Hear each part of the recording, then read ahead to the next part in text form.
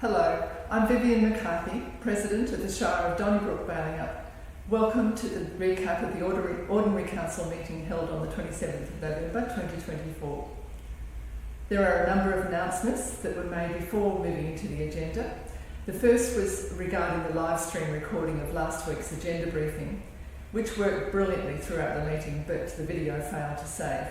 So the audio is still available and has been uploaded to the Shire's website.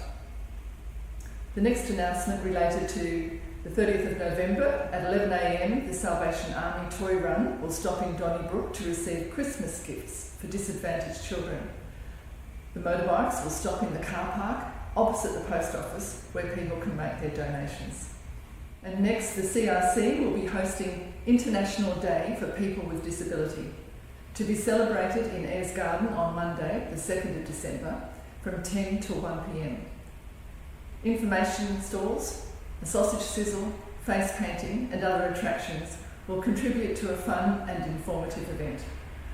The Donnybrook Twilight Christmas Markets are to be held on Friday the 13th of December from 4 p.m. to 8 p.m, also in Ayers Garden. The Chamber of Commerce will present Local Customer Service Excellence Awards at the market. And finally, the Donnybrook Lions Club Christmas carols are to be held at the Donnybrook Amphitheatre from 4:30 to 9 p.m. on Sunday the 22nd of December, and I hope to see you all there. At item 9.1.2, Council approved an amendment to the Shire's local planning scheme to rezone land in Argyle from general agriculture to rural residential, with guidelines for a future subdivision. The amendment addresses previous concerns raised by the WA Planning Commission in 2020 by reducing the number of lots of the proposed subdivision from 18 to 5. Compared with the earlier proposal, this reduces the subdivision's environmental footprint and provides habitat protection for the endangered cockatoo species. The reduced number of lots, combined with the revised bushfire management plan, addresses the concerns raised regarding vegetation classification, bushfire hazard assessments and emergency access. A copy of the scheme amendment, number 14, is contained in attachment 9.1.2 of the meeting documents. This decision aligns with the Shire's local planning strategy, which identifies land for potential rural residential development while still safeguarding environmental and agricultural considerations. It ensures a sustainable balance between development and conservation, both of which are priorities within our community-led council plan. At item 9.1.3, Council conditionally approved an application for the extraction of gravel from lot 130 on Morrissey Road in Yabarup.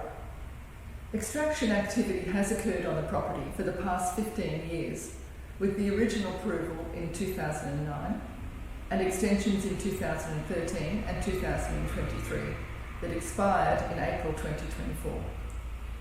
This approval provides for a further 10 years. The lot is zoned general agriculture and the proposed extraction activity is an A category use, which allows for compatible industry, but also means that the application requires local government approval and a public notice period. The approval process includes consultation with relevant agencies and provides an opportunity to review the existing conditions to ensure that the operations from the past meet current best practice standards. Key matters raised during the consultation period related to dust, noise, truck movements, impact on local roads, visual amenity, stormwater runoff and rehabilitation. Each of these risks was considered to be appropriately addressed with 26 conditions placed on the application.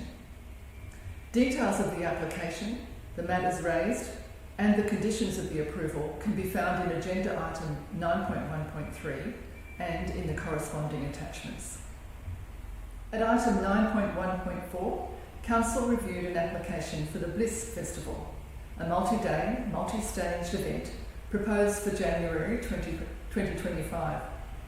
This was refused, and whilst the event would provide community and cultural value, the combination of high bushfire risks associated with the site and the timing of the event are considered extreme. January falls within the Shire's high bushfire threat period, from the 1st of December to the 31st of March. Key concerns included forest fuel loads, over 10 years old, near the proposed site, a lack of adequate refuge zones, and poor telecommunications coverage, all of which could severely hinder an emergency response and elevate the fire risk. These risks were identified through the Department of Fire and Emergency Services Bushfire Risk Management System, which flagged the site as an extreme risk zone. The Shire values events that enhance community engagement and attract visitors, but public safety must take precedence. The event organisers are encouraged to consider hosting the event outside of the high-risk fire season to ensure a safer experience for patrons, organisers and emergency responders.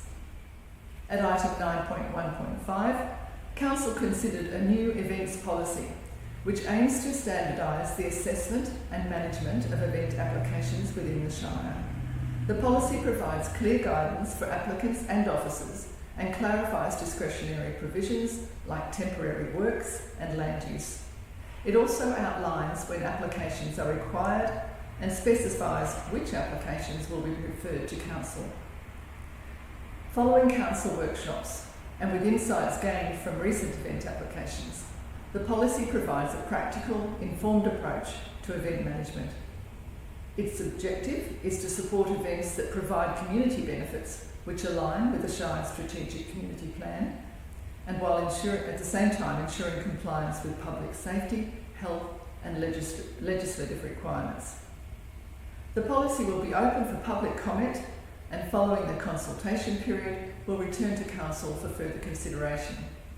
A recent win for the Shire follows a ban on e-waste going to landfill, which the state government implemented in July this year. To support the change, the Department of Water and Environmental Regulation, or DWER as we call it, provided $10 million in grant funding.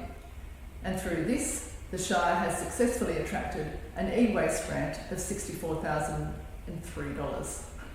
The funding will allow for the construction of a shed for e-waste storage at the Balingup transfer station and the collection and transportation of e-waste from Donnybrook and Balingup to a process facility that's currently in Perth. The total cost of the project is estimated to be $70,003, and of this, the Shire is required to cover $6,000 for approvals, certification works and site works that are not covered in the grant criteria. So item 9.1.6 approves a budget variation to cover the Shire's contribution, with the remaining $64,003 covered by the grant. This will allow the Shire to provide an e-waste drop-off service in Balingup, enabling like-for-like services to be available at both of our waste management facilities. The Argyll Irish Town Volunteer Bushfire Brigade were recently successful in obtaining a $1,000 Thank a Volunteer Day grant from the Department of Communities. At item 9.1.9 of the Council agenda, Council approved that the Shire receive the funding on behalf of the Brigade under an auspice agreement. Through this grant, the Brigade will hold a Thank a Volunteer Community Open Day in December, which is an opportunity to recognise current members with a Service Medal Award, a ceremony, as well as showcase existing equipment in an effort to encourage new community volunteers. Members of the Argyll Irish Town Bushfire Ready Group will also be in attendance to share information with members of the community in order to raise bushfire awareness and preparedness within the community. As a side note, the event is to be held at the Irish Town Arboretum on Sunday the 2nd of November and provides an opportunity for the Irish Town community to celebrate their recovery from the loss of access to their homes following the recent Irish Town Bridge fire. I'm looking forward to seeing the artistic work from Irish Town's younger residents when they paint their temporary school bus shelter.